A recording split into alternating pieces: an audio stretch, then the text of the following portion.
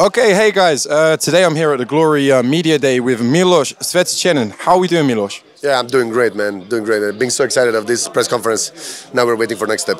Nice. Awesome stuff. How many times have you been to the Netherlands before? Have you been often? Have you come here for sparring often? Any of the gyms? This is my second time. First time I was fighting in the Collision 7. So this is my second time, and I'm really, it looks good. I like Netherlands.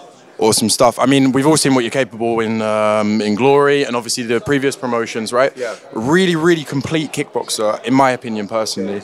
Hands are fantastic. Obviously, you've knocked out a few guys with a high kick as well. Yeah. On your debut, you fought Jimmy Levinus. Yeah. Obviously, we're from Amsterdam, so we know a few people that also know Jimmy. He's no joke. He has seriously hurt people in sparring. The guy is a really, really good fighter. And to be honest, you walked through him in the first round. Talk to me, what sort of game plan did you have going into your debut? Did you want to make an impression? Did you just want to show yourself off? No, my plan only was victory. It's kind of a game plan, how to win. So, but I was aware what Jimmy Levinus was capable of. He's so dangerous with those knees. He's using his reach as advantage, which is so good. He's even strong physically. All that completed with kicks and punches with hands. So my plan was to break him, to make pressure, to break him, and it went well. Awesome stuff. And yeah, obviously for the second fight we had Mory Kromah. A little bit of controversy after the first round. I was watching it personally live and I thought it was a knockdown. Talk me through that. What were you thinking going into the second and third round? I mean, it must did it change the way that you approached the fight a little bit? And what did you take from the fight overall? At the second and third round, I think it was like it was well-deserved loss because I didn't put myself into the fight as I used to. So, but the first round I thought it was over. It was, I almost killed him. You saw him wobbled. He couldn't stand up for 15 seconds, man. But it's okay. Not make excuses. Loss, very, very deserved. So we're looking forward for maybe rematch to get victory back and to go for title. Yeah, so obviously you're a big part of this tournament for the heavyweight division, but I mean you can also fight light heavyweight, as we've seen. Where do you think your focus is going to be in the future? Do you think you'd like to pivot between both divisions? I mean, for a kickboxing fan like myself, I really see you testing the top guys at light heavyweight, but obviously this is an opportunity you can't pass. Yeah, my plan is to jump from division to division if it's possible, but the main focus is light heavyweight title. I want to bring Glory in Serbia, back in Serbia, to defend titles there. So where in Serbia would you want to take it though? Novi Sad or Belgrade? If it's possible to Novi Sad, but it's small city, Belgrade is bigger city. They have bigger arena.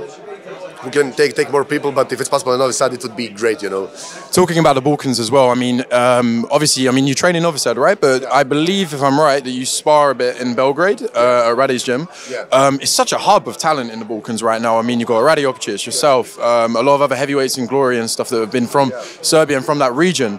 How is it, like, iron sharpens iron, of course, right? You're only going to improve by sparring these people. But how is it for you improving as a fighter, being around people, Darko Stosic as well, really top-level MMA guys and kickboxing guys in Serbia? It's being pretty improving for myself, because we are all strong people. Everybody's technically great. Everybody's fast, Everybody has a heart of a lion. Everybody's going forward, so we improve together. So I think we are reaching the top of the toppest levels together, So it's really good for us to spar together as much as possible in the future. Awesome. Without being a little bit cheeky as well, I mean, you have to, this is a tournament format, right? There's a lot of different people that you're sparring with that are also in the tournament. Yeah. What sort of mindset would you potentially have if you get to the situation where you might have to fight Rade or might have to fight someone else that you've trained with heavily? Well, I think, we're Serbians, we're brothers, but we are not looking this like as a business. We're looking at this like as sports, so it needs to be what it needs to be. So we're going to fight, of course, and we're going to move forward. And I mean, as well as like with heavyweight sparring, it must be very hard to come about to get guys at your size. Yeah. So I think a lot of these people have actually sparred each other before anyway. I know Rade was sparring a lot with Errol Zimmerman before he knocked him out in one championship. Yeah. So So it means to me a lot to spar with huge people. I'm getting used to it. Maybe someday I'll be like a pure heavyweight. I'm always around, right? Like 103, 105. So we'll see what's going to happen in the future. Last question from me, a little bit of a funny one. Obviously, you're from Novi Sad. Rade's from Belgrade. Yeah. What's better, 𝐭𝐫𝐚𝐤𝐭𝐞 or Petrovaradin? Oh, I'm not going to make a difference between without Serbian locations, but Petrovaradin Fortress is one of the best in the world. It's very beautiful, isn't it? It's very nice. Levels are so many levels under the ground, you know, under the water also, and it's so huge. It's where I live in Petrovaradin. My house is like 5 minutes away from Fortress, yeah. It's such a beautiful area, and what I got told by a lot of my Serbian friends is that they can't actually knock down a lot of the derelict places nearby because they're all UNESCO protected. So it's actually such a strange feeling walking up there. Yeah, it's amazing place. It's amazing. There's so many tunnels, so many mazes down. It's really amazing. I know them, but you know, because I live there, you know, they're connected also to my house. But yeah, it's a very, very beautiful thing. Obviously, one last question, a little bit more serious now. Interesting times in Serbia at the moment. I'm not going to get too involved into what you think or whatever, but do you have a nice message at all for any of the Serbian people watching this interview? Yeah, I would like to send a message to all Serbians, like whatever they're fighting for. I know they're fighting for good stuff, and they're like going to it. They're going to win, because some stuff in Serbia is now, it's not in the order. You know, some people are really bad in some stuff. So people and students there on the streets now, they're really, and they have my, how do you say podrška?